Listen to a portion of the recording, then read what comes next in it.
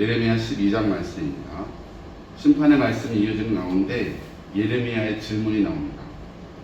여호와는 의로우신데 어떻게 해서 악인들이 형통하고 악인들이 잘 되는 것을 보고 계십니까? 그들이 땅에 뿌리를 내리고 번성에 가고 융성에 가는데 이것은 어찌 된 일입니까? 이렇게 질문을 합니다. 그런데 5절에 6절에 이제 하나님의 답변을 보면 그 질문의 답변이 아닌 거예요. 이렇게 보면은 왜 하나님은 예레미야의 질문에 답은 안 하시고 이런 말씀을 하실까? 이렇게 생각이 드는데 사실은 그게 아니죠. 예레미야가 엉뚱한 질문을 하고 있는 거예요.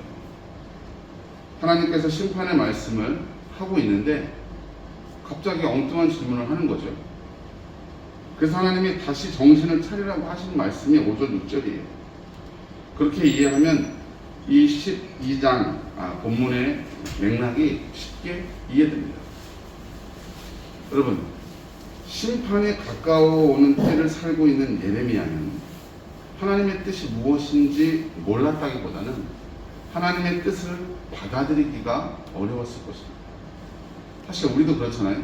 어떤 상황이나 어떤 하나님의 말씀, 그것이 내게 올 때 모른다기보다 받아들이기 어려운 거죠. 예레미야의 말이 틀린 건 아닙니다. 그 시대에도 악한 자들은 잘 되고 백성들의 고열을 빨고 왕의 눈과 귀를 가리고 자기들의 권력과 이익을 위해서 그렇게 죄를 함부로 짓던 사람들이 있었다는 거죠. 하나님 왜 그들을 두고 보십니까? 그러나 선지자라면 또 믿음으로 살아가는 하나님의 사람들이라면 알잖아요. 악한 자들이 저렇게 날뛰는 거 보니까 이스라엘이 곧 망하겠구나. 그래서 하나님은 이렇게 답변하시는 거예요. 만일 내가 보혜는 자와 함께 달려도 피곤하면 어찌 말과 능히 경주하겠느냐. 이렇게 말씀하시면서 지금 이런 상황이 아니라, 지금은 그런 말할 상황이 아니고 아주 위태로운 상황, 아주 어려운 상황입니다. 심판의 결정 그 끝자락에 와 있다 말씀하십니다. 그러면서 7절 이하는 이제 이스라엘의 모습을 무늬가 있는, 화려한 무늬가 있는 매에 비유합니다. 그 매의 속성 중에 하나가 어떤 거냐면 자기들 무리 속에서 이렇게 보통의 매들이라면 같이 사는데 유독 겉모습이 튀고 이상한 매가 있잖아요. 그러면 그렇게 다 같이 모여서 그 매를 공격하고 죽인답니다. 이게 그 습성에 대해서 얘기하는 거예요. 그리고 주변의 열강의 나라들이 이스라엘을 그렇게 바라본다는 거죠. 이상한 무늬가 있는 매.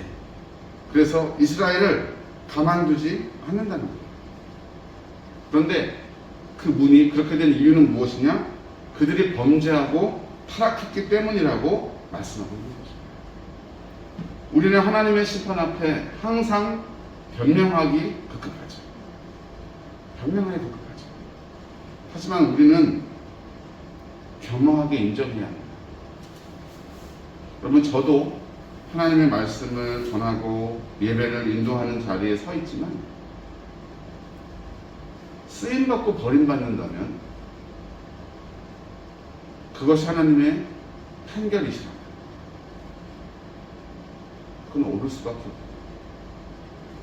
내 부족함에, 내 죄악에 나도 심판을 피할 수 없을 것입니다.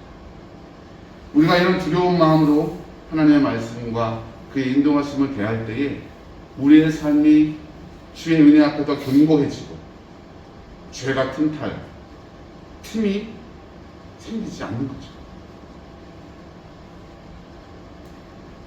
17절 말씀을 우리는 기억해야 합니다. 그들이 순종하지 아니하면 내가 반드시 그 나라를 뽑아 멸하리라. 여호와의 말씀입니다.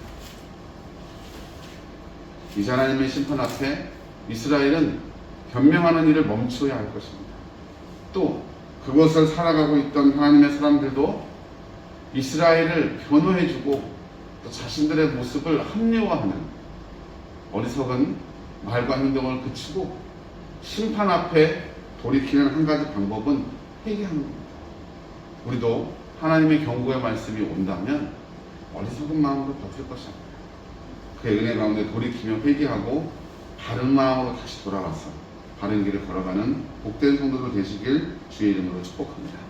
기도하겠습니다.